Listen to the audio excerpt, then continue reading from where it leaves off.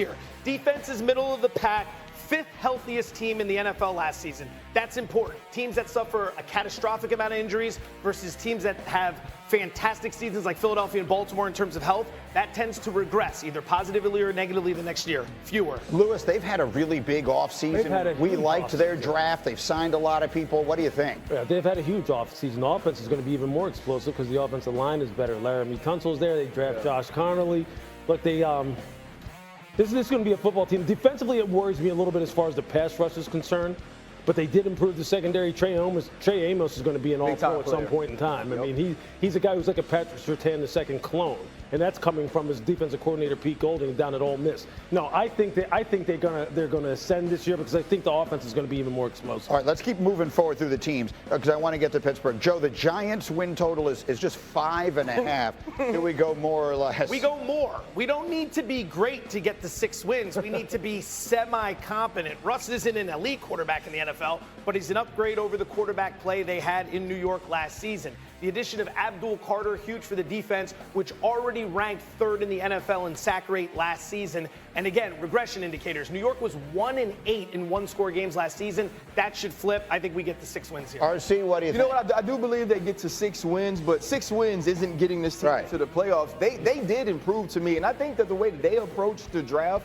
was more of the most competent draft evaluation and execution that we saw this year. This team will be better defensively. Russell Wilson will be better at quarterback than what they had last year. I expect them to get. And then we'll see when Jackson Dart gets on the field. I thought they had a great draft all the way around. One more win total for you here, Joe. The Steeler total is at 8.5. What do you think? I'd go less because there's 2 realities here, right? Reality 1, Rodgers ends up playing for the team. And if he does, all right, he'll be 42 years old in December. And the last 2 seasons, we saw him out there in full with the Jets and his last year with the Packers. His offense is ranked in the bottom half of the league in EPA, which is problematic. On the other side, there's a reality where Rodgers doesn't play. And then 8.5 under, that looks real good. RC, we're talking this way. I know you're disappointed in his words. I opened the show by saying the Steelers are at sea. Like, I just don't understand what they are doing. I don't understand how they managed their draft. They have to know something we don't know about Rodgers.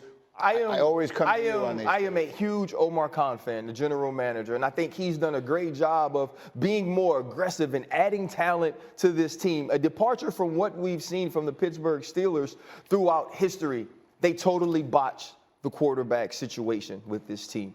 This isn't a room that you can go win at the quarterback position, whether it's Mason Rudolph or Aaron Rodgers. What I do know about people within that building is they believe in Mason Rudolph. Mason Rudolph has a winning record as the starting quarterback there. They say the locker room believes in Mason Rudolph. Mason Rudolph ain't going out week after week to beat the Joe Burrows of the world, to beat the Lamar Jacksons of the world. And we've seen this team contend and be competent and compete with many people at the quarterback position. I believe this is the year it catches up to them. Lewis, I was sitting next to you, and their 3rd-round pick came up, and I couldn't believe they didn't take Shedeur Sanders. And then I wasn't there anymore by the time their 4th-round pick came up, and they didn't take Shedeur Sanders. What is your reaction? Yeah, I think this season they could be in trouble.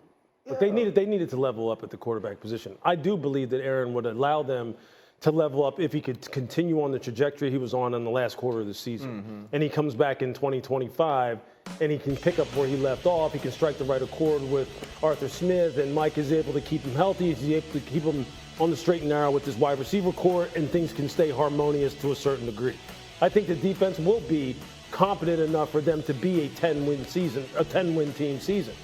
Without him, look, I know that they believe in Mason. I mean, they like Mason in that role. See, the very definition of a backup is a guy who can come in for 3 to 5 games and hold down the fort. Right. It's not the definition. It's not a guy who can come in and win you 11, 12 games and compete with Lamar Jackson and Joe Burrow. That's not the definition of a backup. And Will Howard ain't going to get it done either. I'm sorry, all Ohio State fans. That's not the answer either. They could be in trouble if this situation doesn't resolve itself. They should want to be in trouble, though. What does that mean? They should want to lose. Like being, and I know this goes against everything that's black and yellow, but they've been a competitive team for the entire time that Mike Tomlin's been there. But since Ben Roethlisberger got to like the last 2 or 3 years of his career, they were not a championship contender. Right. And they played just well enough to never get a high enough pick to go get the next Ben Roethlisberger. You're not going to find that dude in free agency either. So whether it's Mason Rudolph, whether it's Aaron Rodgers, they should want to suck finally. They should want to get a top 10 pick in a quarterback draft that looks to be a lot better next year than the one that there was this year. But see, this is where the confusion comes in for me. And I know people are going to say, hey, look, man, we're tired of talking about Shedeur Sanders. Okay, fine. You can be. So am I. But you know what? This is still a relevant conversation here. In the 4th round, when they picked Jack Sawyer, who is a good college football player, a guy who made a lot of big plays for Ohio State. Linebacker, Ohio State. That's right. Why wasn't he considered even that? See, that's the kind of thing, because look, we don't know ultimately what he's going to be as a quarterback in the NFL, but I can tell you this. I would have felt much better at this point in time in the offseason had I had him in the fold as a 4th-round value relative to what I evaluated on tape than with the people that I have right now. And I don't know if Aaron Rodgers is going to play for us. I would have felt a lot better. Not mentioned in any of this, they cross over with the NFC North. Those aren't going to be easy games at all. They've got the Chargers on the schedule. They got the Bills on the schedule. And, of course, 2 with the Ravens and 2 with the Bengals. It's not an easy road. And the other piece for me, too, it's not just about focusing on Shedeur Sanders. It's about trying to upgrade that room in any way, whether it was a guy like Jalen Milroe at an opportunity or a spot where you could have taken him for some value. It didn't seem that the Pittsburgh Steelers had that on their board in the first 2 days of the draft at all. Yeah. And that's what's more perplexing. And this is the other thing about Aaron Rodgers. If he's there, what Aaron Rodgers do you get? Because the guy that's not said or that has not told you whether or not he's going to play doesn't feel bought into. They're rolling the dice it's on Aaron. They must have I keep thinking they must have a plan. For the life of me, I don't know what it is. All right, I got to go to Louis Riddick this morning. Louis, what storylines should everybody be paying close attention to over the next month? Yeah, I think starting off, first and foremost, you got to go up there to Minnesota and look at the J.J. McCarthy situation and how he looks once he really takes the reins as the unequivocal, unquestioned number 1 quarterback, in their first mini camp and then during their OTAs. He has said that he is ready to go. He's ready for the challenge. He's someone who I love. We saw last year in the brief moments that he played in the preseason that you've seen here against the Las Vegas Raiders, he started really getting it going and really heating up. And I know the coaching staff up there loves everything that he has done up until this point to come back from that meniscus surgery. I think he is primed for a big breakout season. Second, we got to go down to Metairie, go down to New Orleans with the Saints and look at their quarterback situation, especially concerning Derek Carr first and foremost. And what is his health situation now going into this offseason with that shoulder? They obviously draft my guy Tyler Shuck in the 2nd round, who I believe is pro-ready as any quarterback in this draft. And I think you will see him at some point start this season, if not opening weekend. And then for the Cleveland Browns, I mean, look, they have 5 quarterbacks on their roster right now. Joe Flacco, Kenny Pickett. They have Dylan Gabriel, Shedeur Sanders, and they still have Deshaun Watson. I just want to see whether or not they're going to keep all 5 of those heading into training camp. Once you get into training camp, it's about getting the starter ready. It's not really about quarterback competition. There aren't enough reps to go around. So what are they going to do? Are they going to really take 5 quarterbacks into the summer, into training camp? And then how do they divvy up the reps? And whether or not they give, young Shedeur Sanders a real chance to win this starting quarterback job, it's going to be something I think all of us will be watching very closely. 5 quarterbacks. If you don't know your starter going into training camp, how much of a problem is that? Yeah, no question. It's a big problem because, again, you don't have enough reps, Randy, to really get everybody, enough of a chance to really win the job. Put yourself in one of these NFL front offices around the league. Which team has to get aggressive right now if you're a GM? I think the Pittsburgh Steelers have to get an answer out of Aaron Rodgers. They have to know what they're really dealing with here, considering the fact that this is a football team that really needs to level up that quarterback position.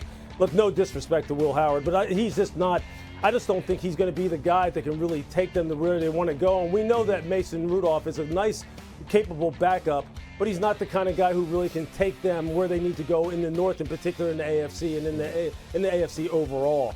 I think, secondly, when you're looking at the Cincinnati Bengals, what are they going to do now with Trey Hendrickson? They have to get him in the fold. We know that the Cincinnati pass rush was dead in the water without him last year. They draft Shamar Stewart in the 1st round, who was a nice prospect, a fantastic athlete, but someone who had his issues in terms of registering sacks down at Texas A&M.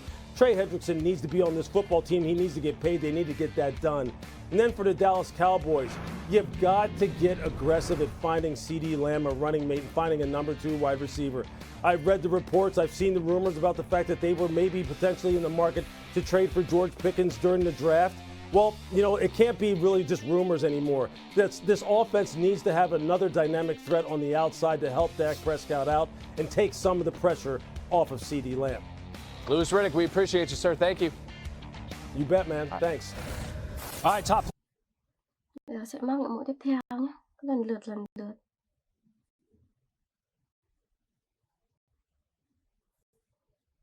Đây, mũi nữa này.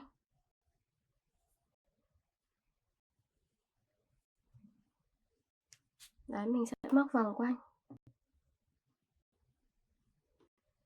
Móc hết cho đến khi nó nối vào nhé.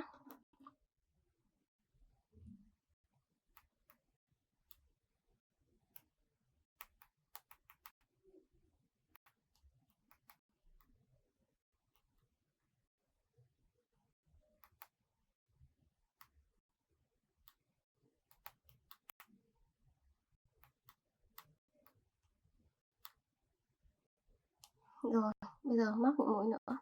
Mình gỡ thêm len nhé.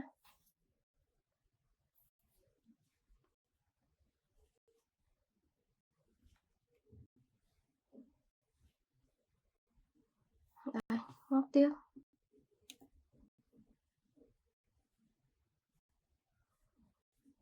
Cứ lần lượt như vậy nhé.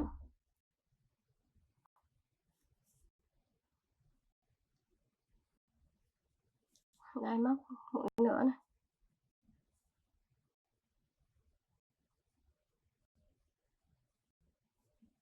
Mũi tiếp theo.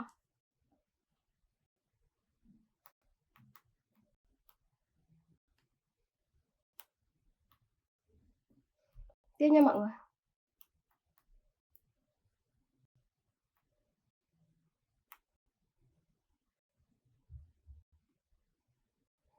Đây, móc sườn nữa này.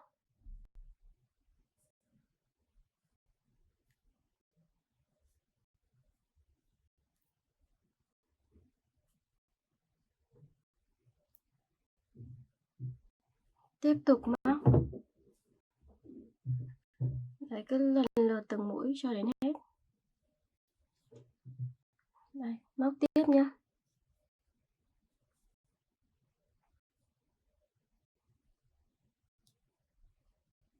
Mũi tiếp theo này.